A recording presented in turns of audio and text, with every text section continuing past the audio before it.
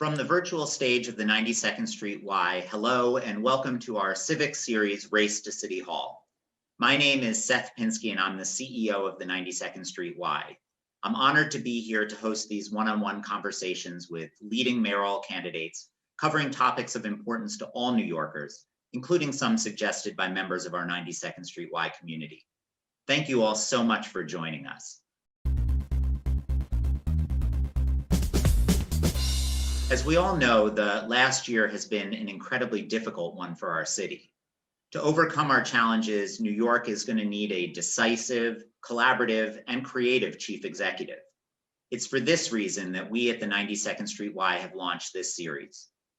Today, I'm speaking with mayoral candidate Maya Wiley. Prior to joining the race, Ms. Wiley held a variety of different positions. In addition to holding a university professorship at the New School, Ms. Wiley has also worked at the NAACP Legal Defense and Educational Fund and the ACLU, and was the founder and president of the Center for Social Inclusion. Her government experience includes serving as a lawyer in the office of the U.S. Attorney for the Southern District of New York and as counsel to Mayor Bill de Blasio and as chair of the New York City Civilian Complaint Review Board. Additionally, Ms. Wiley has regularly appeared as a political and legal analyst for NBC News and MSNBC. So, Ms. Wiley, thank you so much for being here and talking with me. Thank you so much. You have to call me Maya, though. You have to call me Maya. All right, I promise. Maya, before diving into questions about your positions on various policies, I wanted to start just by asking how you and your family have been holding up during the pandemic. Oh, well, thank you for asking, Seth. And we've been fine, and fortunate. And we're fortunate we have paychecks and health insurance and the ability to do what we need to do, get online. So we're very grateful. But thank you for asking.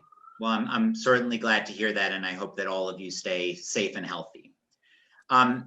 Before getting into a bunch of forward-looking questions, I wanted to start with one question that looks backwards, and specifically looks to your tenure with Mayor de Blasio. And the reason I want to start with this is that in connection with each of these conversations, we ask our community what topics they'd like to see covered. And in the case of this conversation, your time in the current administration came up several times. As I'm sure you can imagine, because our community consists largely of New Yorkers, people were not shy about sharing their views.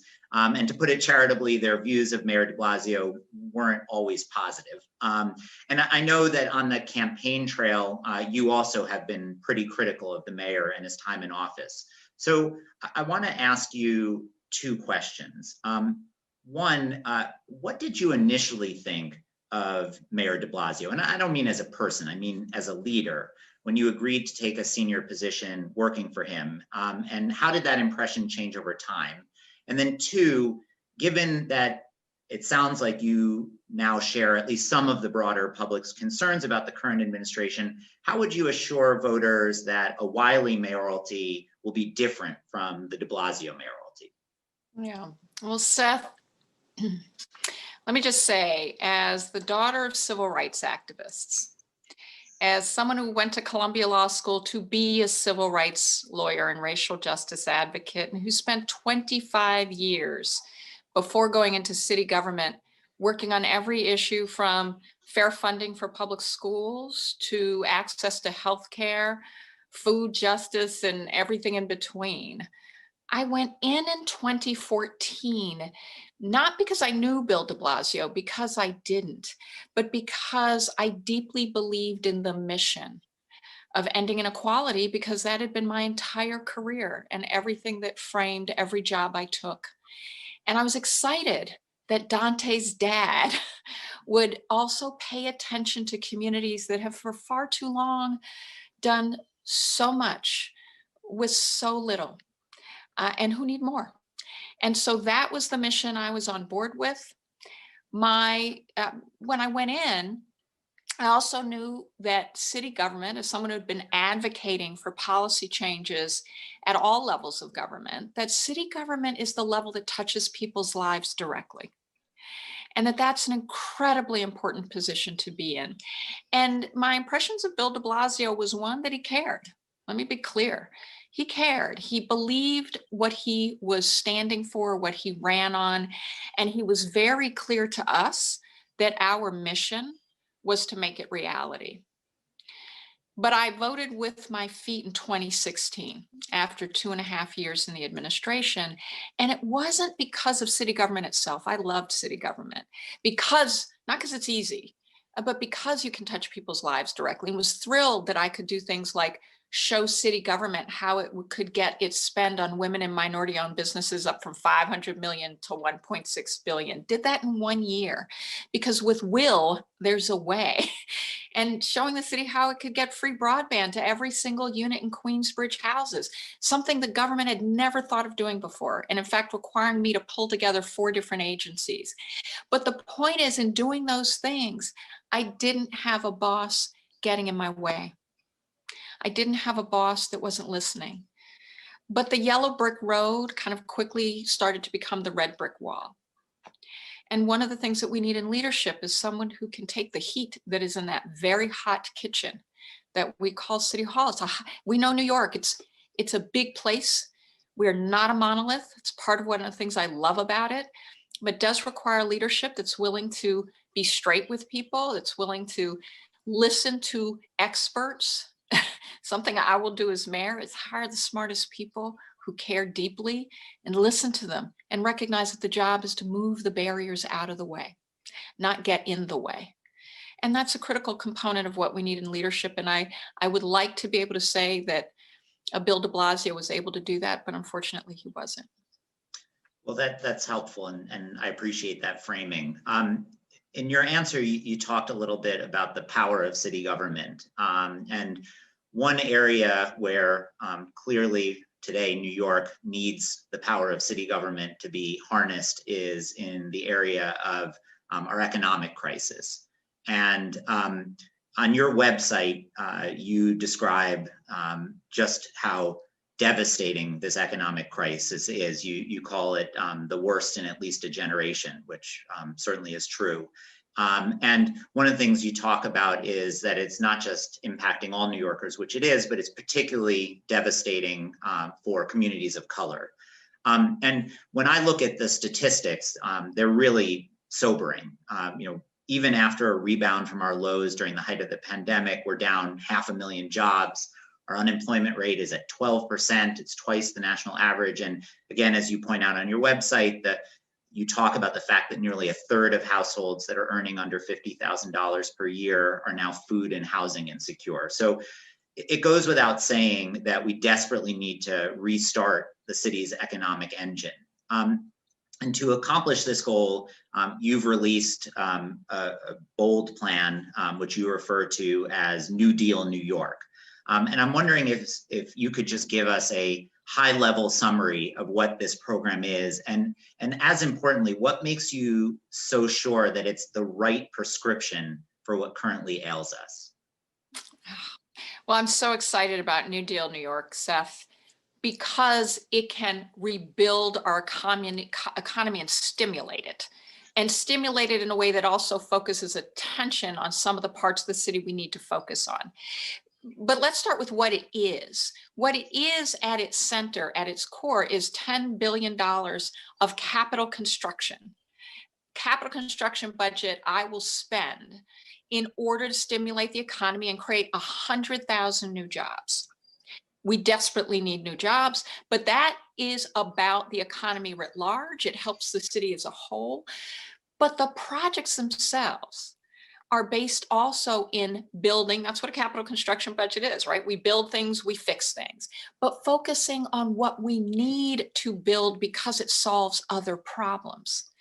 So for example, arts and culture is something, it's both one of the critically important things about the 92nd Street Y, one of the treasures that the 92nd Street Y is, but it's also a huge part of our economy, right? We know it's $5.6 billion in economy, and 2 billion of that is in payroll.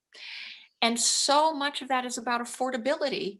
And if we're going to help bring that back, right? Because a lot of the folks can't afford to be in this city. are our artists, are our creatives, are our musicians. So one of the things that it can help us do is build affordable housing. That is critical and central to bringing back this core part of what New York is, both as our heart and soul and our culture and our expression, but also as our economy. That's 300,000 artists who lost jobs. And part of what we've been explicit in about New Deal New York, in addition to doing things like making us more resilient in the face of climate change, making sure we have transportation alternatives, making sure we're renovating and rehabilitating NYCHA, which is critical for permanent affordable housing and for human dignity. But it's also because we can put some of our artists and create more cultural spaces as part of our reconstruction. And the reason I'm so confident about it is because it's how we have come out of other crises. You know, we have to learn from what has worked in history. And in the Great Depression, it was the New Deal that helped us get out of the Great Depression. And this is modeled on that. When Barack Obama became our first Black president, he also inherited a massive economic crisis called the Great Recession. He spent to build that helped stimulate us out of it. We have the ability, and I have as the mayor, the ability to do this $10 billion of stimulating our economy, not asking for agreement from Albany or dollars from DC. Not because I won't. I will partner with Albany. I will partner with Washington. But because we can't wait, we have to start stimulating from day one. And this is power that I will have as mayor to get it done. So I have several questions about the plan, and I want to come back to the specific elements that relate to arts and culture a little bit later, because that was particularly intriguing to me. But just generally with the plan, I mean, it's hard to argue with the need for investment in infrastructure in New York, and it's hard to argue with the fact that we need to invest in green infrastructure. It's hard to argue with the fact that we need to invest in NYCHA, which has been terribly neglected for decades. But $10 billion is a lot of money. Today, our city has $125 billion in municipal debt on the books. Our annual debt service is $8.5 billion per year, which is more than we spend on any agency in the city other than the Department of Education. And presumably, if we spend another $10 billion, that number is only going to go up, which means that we'll have less money to spend on other things. So I guess question number one is just how do we afford this? And then question number two is, if the federal government moves forward with the $1.9 trillion federal stimulus package, does that change your thinking at all about the need for doing this at the city level? Those are great questions. Let me start first by saying it is a great time to do this because money is cheap. Interest rates are extremely low, and we can't afford not to do it because this is what will stimulate bringing more revenue into our coffers. We've got to be able to do that, and when we can do that with cheap money, that is the opportunity that we have here. But let me just say one other thing about this. That $10 billion is not all new money. You know, one of the things that is true about capital construction in this city is that we do it really poorly. We do it slow, and we spend sometimes on average only 25% of our improved capital construction projects and spend. So we're actually, part of what we're going to do is make government more effective, because we're going to pull forward projects that have been languishing because we haven't made government more effective at getting the projects done, fast tracking them because they're going to bring us back faster, and do it in a way that helps our folks, stimulates our economy, puts more dollars into our pockets, and gets more spend. That's critically important, and we can't afford not to do it. But secondly, that's why it's not all new money. Now, we will spend more, and how much? Also, because I would say it's not about the relief package. We desperately need it, and that is critically important money.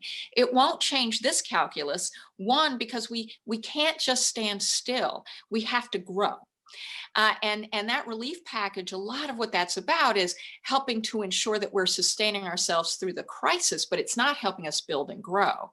The building and growing is a necessary investment in our future. And the other thing I would say about it, which is it's actually the infrastructure bill. I will fight and work hard with other cities, going collectively and in partnership and with our delegation to the federal government to fight for an infrastructure bill. It's the one thing that Trump should have been able to get done. That was going to be a bipartisan bill. It should have been job one when the Trump administration took over. It is going to get done now. That actually may change some of that number in our capital construction plan, because if we're getting more infrastructure dollars from the federal government, that may shift how much we have to borrow to do our own projects. My point is, we can do this soundly. I have stress tested it with economists. I do not believe in a fiscal crisis in not talking to experts and ensuring. In fact, we delayed the announcement of this plan by a week because I wanted to make sure we got some extra input into it to ensure that we had economists saying, no, this is smart. And we do. And that's critically important to recovering our city. I want to pick up on one point that you made, and this may risk going too much into the weeds, but I'm going to use my prerogative as the interviewer to ask the question anyway, because it's of interest to me, having worked in city government and seen some of the problems that you described with the speed at which we deploy capital and how inefficient we are at spending that capital. And at least in my experience, a big part of why it's so difficult for us to spend city capital and to spend it effectively is because of rules and regulations that we've put in place over the years, often for good reasons. You know, we have an environmental impact process, which takes sometimes years, and we do it for a good reason. We want to make sure that we're protecting the environment, that we're considering the impacts on different communities, but it takes a long time.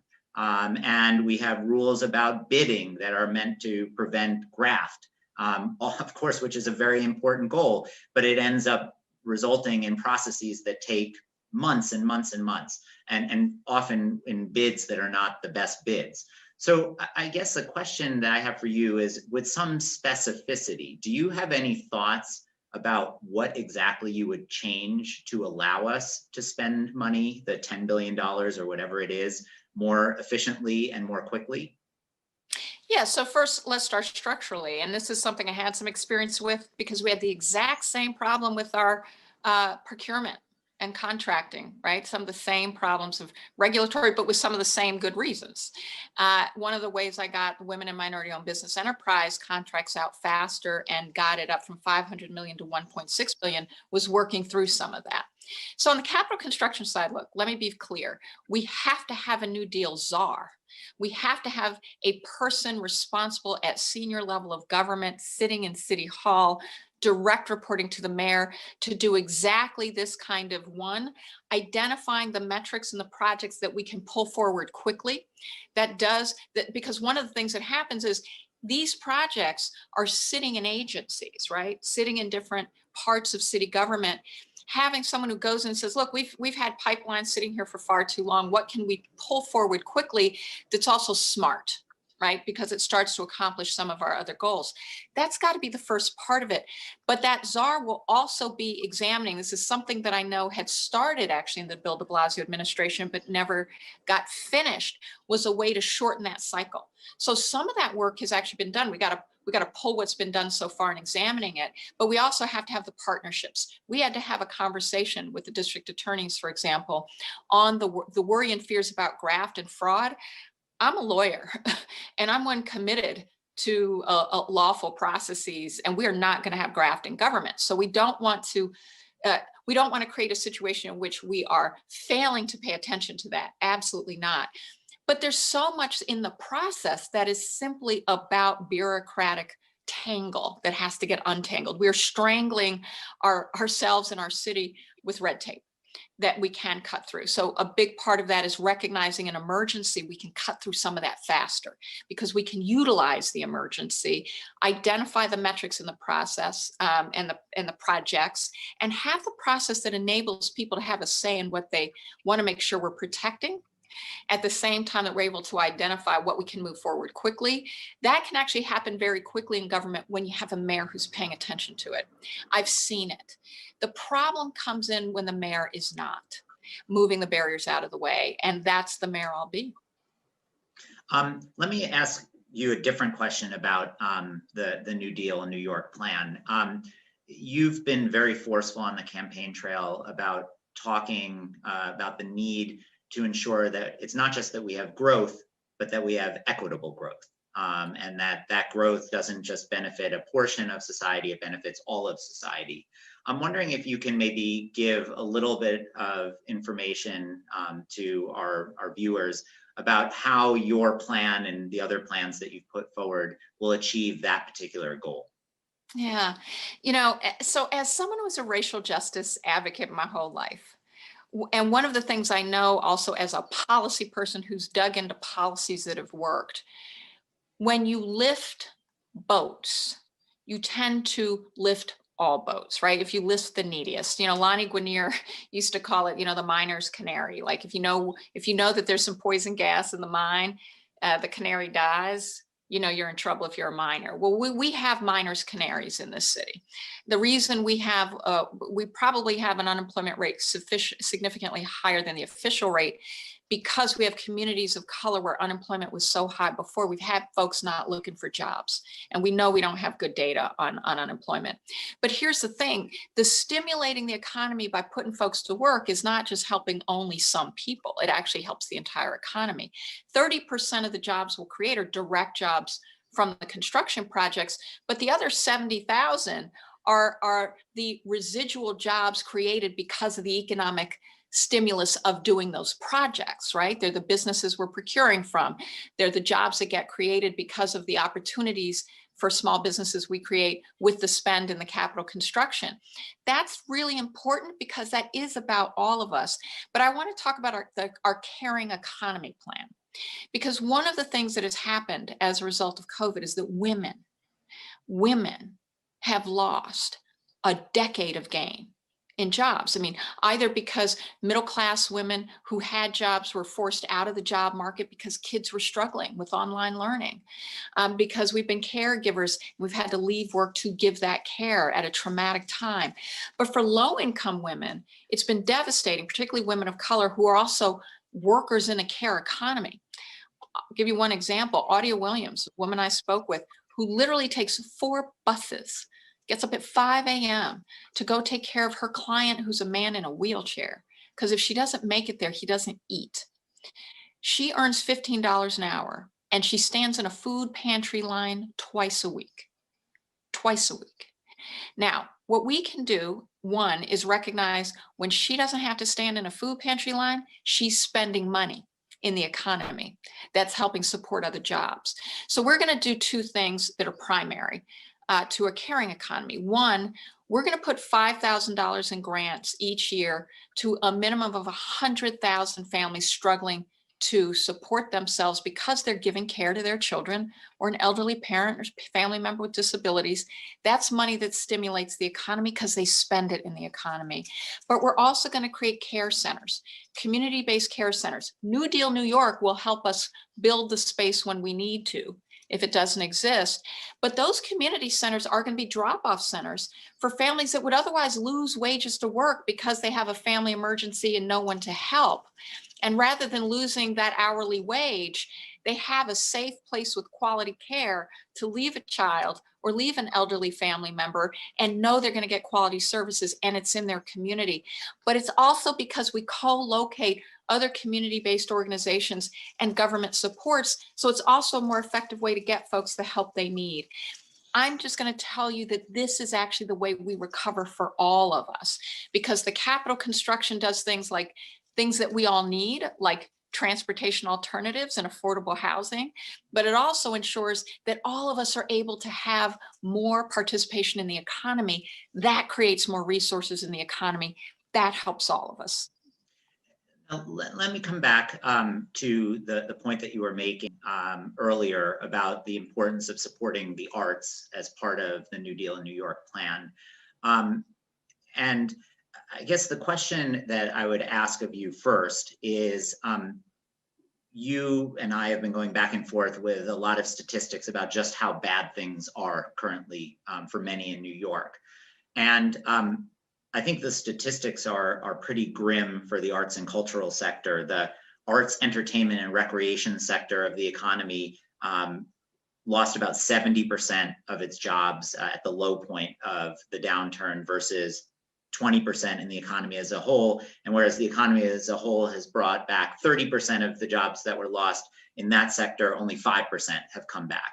So clearly this has been really a terrible period for the sector. But in a world where we have all of these problems that we were talking about, how do you convince the public in New York that on the list of priorities, we need to put arts and culture towards the top?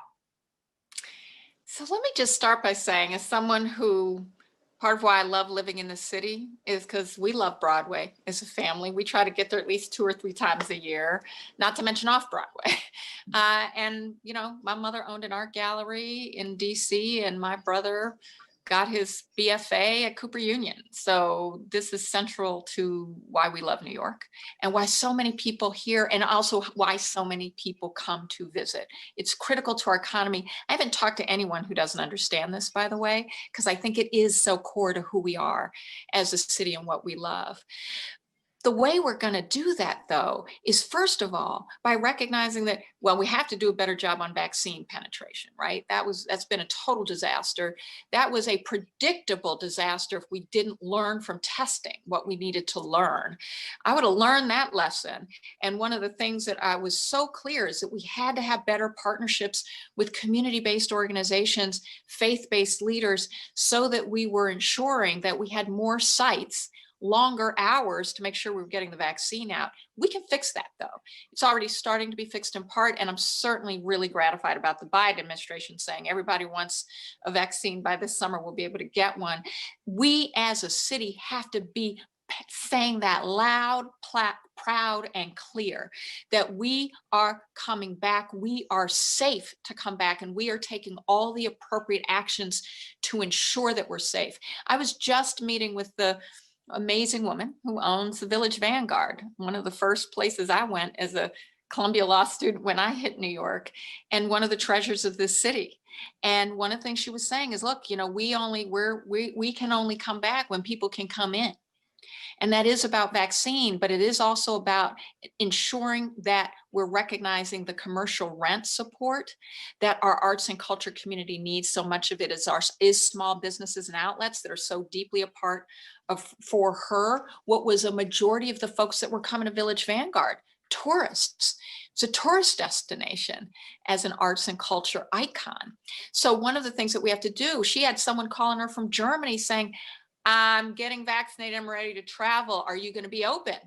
So part of what I'm going to do as mayor is make sure New York & Co is getting that word out, making sure that I am the public and visible booster for just how safe the city is and just how much we have done to ensure that every single cultural arts space can answer that question as yes when it gets that call from the German tourist or the person from Topeka, Kansas, who's just losing their minds and ready to come to New York. You know, I'm sure you saw, as I did, Seth, and we're following with interest stories like Forbes magazine that said very clearly a couple months ago, people are dying to travel. They're ready. They're just waiting to hear it's safe. We've got to put that message out loud and clear, and we've got to do it making sure we've cut through the red tape for our small businesses, because a lot of our cultural arts venues and the restaurants and nightlife that support the tourism that supports the art and culture requires us to make sure they're still here. Well, and so we're going to put a plan out about that next week. So that's helpful, and maybe this is going to be stealing your thunder, but you know, in your New Deal plan, you talk about $1 billion being directed to arts and culture, and I think implicit in that is an understanding that it's not just that we need to reopen the city and give permission to arts organizations to reopen, which obviously is critical, but that in many cases, even if we said tomorrow that organizations can reopen, many of the organizations have been so devastated economically that they may not be able to open. And so I guess another question I have is that $1 billion, what, the $1 billion, what exactly are you planning to spend that money on?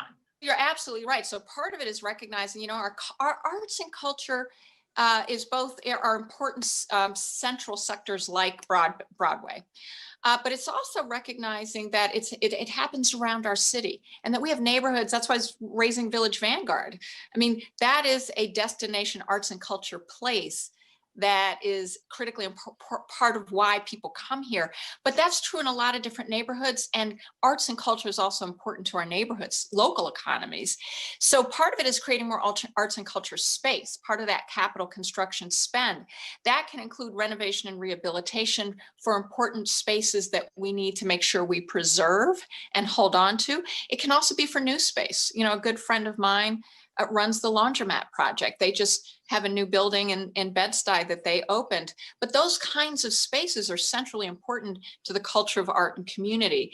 But it's also things like affordable housing and the way that and other kinds of projects and the way that we can create direct employment for folks who are artists in the design, in the decoration, in the muraling. So we also think about it as a way in which we're supporting the paychecks of folks who are central to our arts and culture community that we want to hold on to.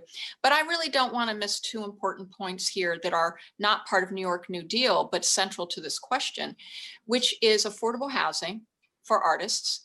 We can't have an arts and culture community if we don't have a place where artists and those who create can live. And that's been a huge part of our crisis even before COVID. I was talking to an actor who was in a Mitchell-Lam apartment in Tribeca, one of the few remaining, saying, I don't know what I'm going to do if I lose this rent that I can afford when the space turns commercial. So we've got to create more affordability for our community. And that also includes health insurance.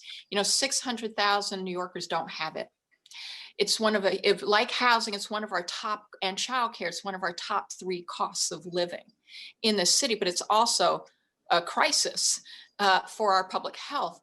But we have the ability, and I'm going to put out a plan that talks about how we use the city as leverage to create more affordable insurance options so that we have more of our artists, of our creatives who are gig workers, as we call them, getting the benefits they need to survive here. That we can't come back as a community and as a city that has arts and culture so central to our economy without making sure those who are creating that economy are able to stay in it. So it also includes those components. I want to just, if I can gently push a little bit on one point. It feels to me like that what the list that you just went through touches on a number of critical elements in bringing arts and culture back to life in New York. And it's again, hard to argue that housing artists affordably isn't an important part of the puzzle, and certainly allowing institutions to have subsidies to invest in their space will be helpful over time. But when I look at our challenge, and I think our challenge is representative of a lot of other cultural institutions, if you house artists affordably, that's helpful to us because we need artists in order to do what we do, but that doesn't help our financial situation as an institution. And we've lost tens of millions of dollars in revenue that we normally bring in because of the closure. And we're in a much better position than many smaller arts organizations. And while having money to invest in renovating our space would be extremely helpful, our main challenge is not renovating our space. Our main challenge is figuring out how we fill the deficits that we've incurred in order to just stay in business. And I think that's true of a lot of arts institutions. So I guess a question of you is, how do you deal with that part of the problem? This is such an important question. I want to be really honest and direct about it. By partnering. And I mean that as my cat returns to the scratching post with my very fancy setup with my screen, yes, on the cat scratching post, is that we actually partner because this is going to take all of us. This is not a simple answer. We have to save every last one of our cultural arts institutions. We do. It is going to require a partnership with the state and a partnership with the federal government. One of the things that we have benefited from is a huge amount of grants from the federal government, from the NEA, and as well from NISCA. that is something that is going to require partnership. I am the person who has done this both on the city side, but also as an advocate and with relationships and having moved policy strategies in Washington, D.C., and partnering with other cities to do it, figuring out what these packages are that do just that, but also figuring out where and how we find in our own budget, right? And in our own discussions with Albany around budgeting, the resources to do that. But one of the things we just have to acknowledge is we can't walk into this historic crisis assuming we have all the answers.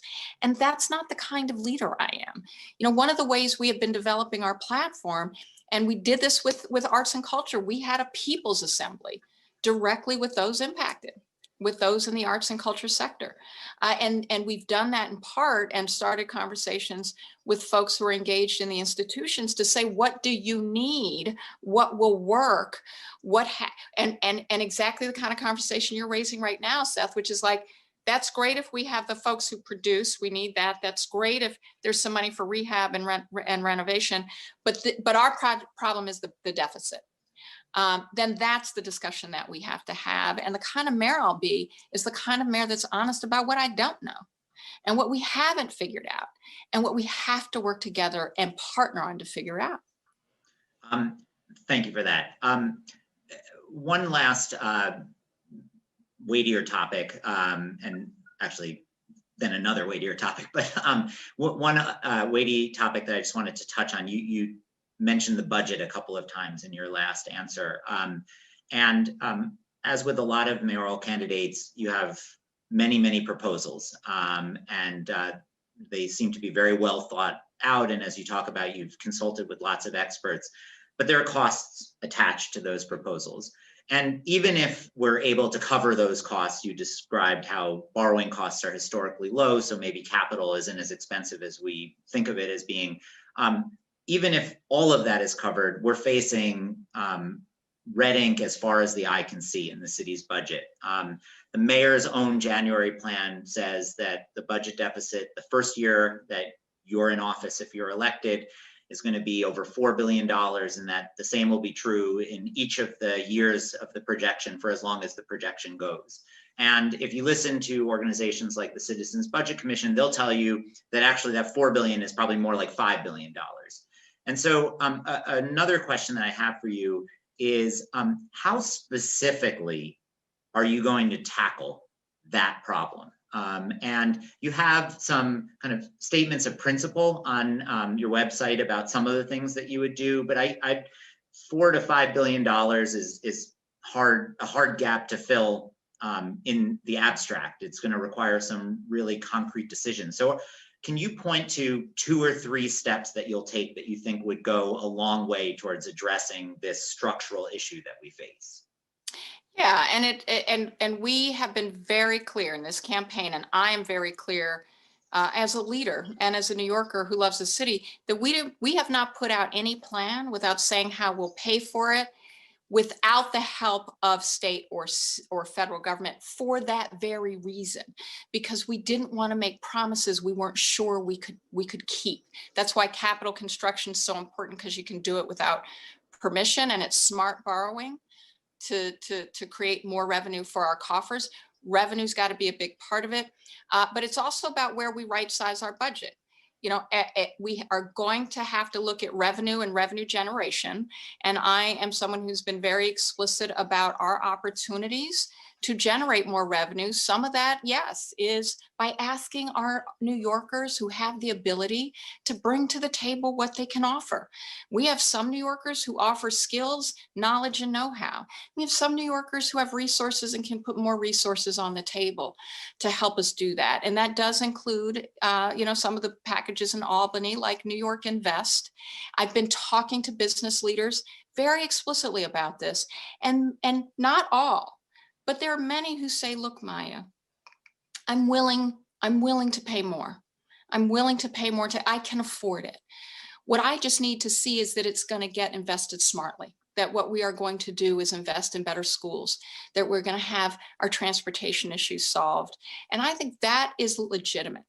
And that's part of why I've been putting out plans on just how we're going to do some of this. and also talking with them about the fact that we'll partner with them on it.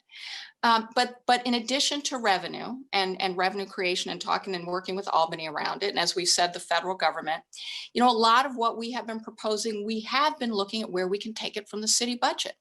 Because we are going to have to look at right sizing the city budget, and we are going to have to do that in a way that, from my perspective, is moral, that sticks to our values, but that is smart, effective, and efficient. So some of our proposals were very clear. We've got a public safety issue, and that issue both is where and how we're seeing people's insecurity around public safety, but it's also police violence. And we have an opportunity to understand where and how we have police functioning in things that we desperately need them to focus on and do, like how illegal guns are coming to our community. But they're not mental health experts, and it's not their job to respond to mental health calls, for example. And that actually is less efficient for us. We could be investing those resources in having mental health crisis response that would both keep our people safer, but also solve some of the underlying problems.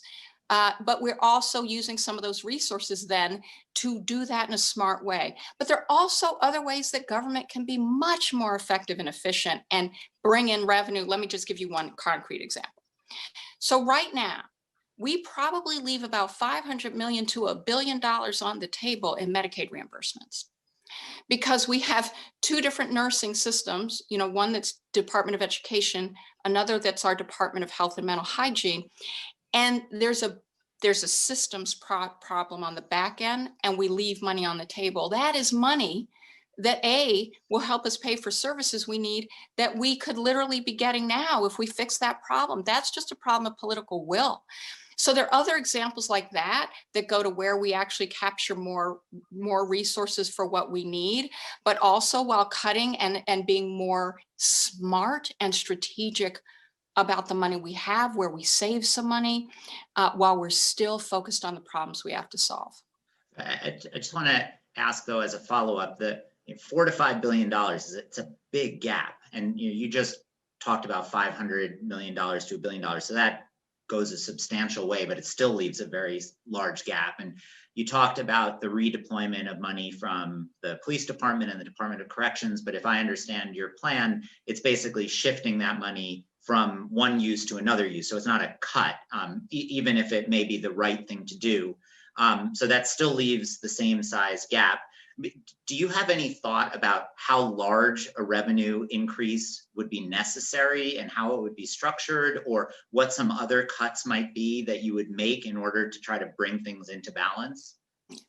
Well, first of all, let me just say, I think this may well be a cut, because part of because some of it is about efficiency and effectiveness, which actually may be cheaper.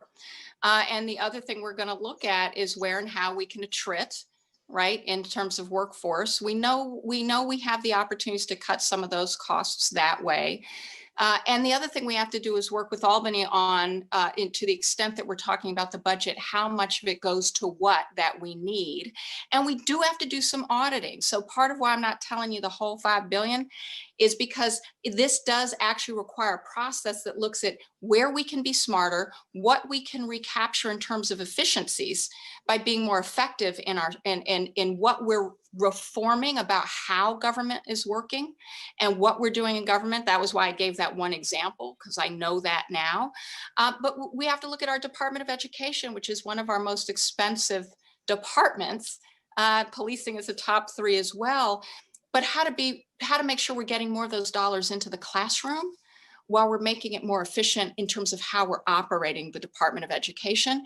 But that does require some auditing. It's very easy to say outside, if you're inside of government, what those things might be. When you're sitting on the outside and you're saying government has to actually be transformed and be different, you do have to do it in partnership, both internally and externally with your state and federal partners, which is one of the things I'll do. Some of that budget hole, for example, If we look at the MTA, look, we're not going to recover as a city unless we're figuring out how we're closing that 40 billion budget gap. We're not going to be able to do that alone as a city, right? That's just unrealistic.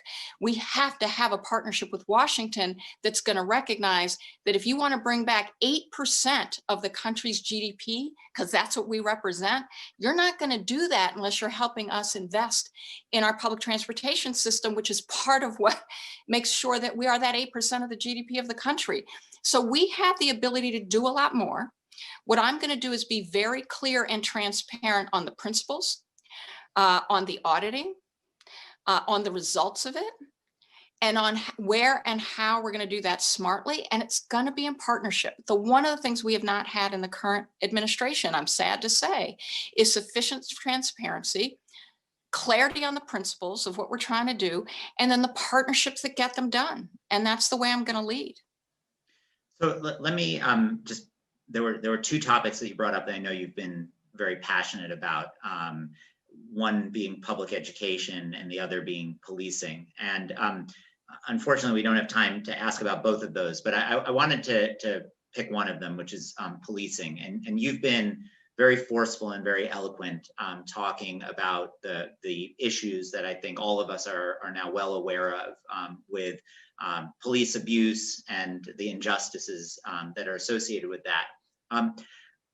In looking over the questions, though, that I've received from our community, one question that has come up repeatedly is that while people applaud you for the highlighting that as an issue and the initiatives that you're looking to undertake in order to address that, there's some concern about the part of your plan that involves taking money from the police department and the Department of Corrections, canceling police academy classes, and thereby presumably shrinking the headcount of the police department at a time of rising crime.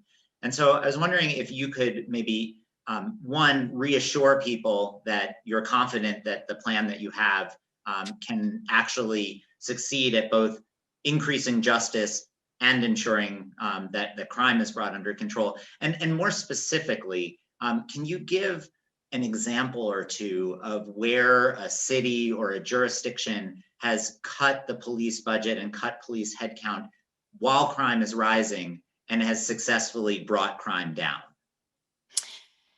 This is such an important question because so many New Yorkers feel unsafe right now. And we desperately need to feel safe.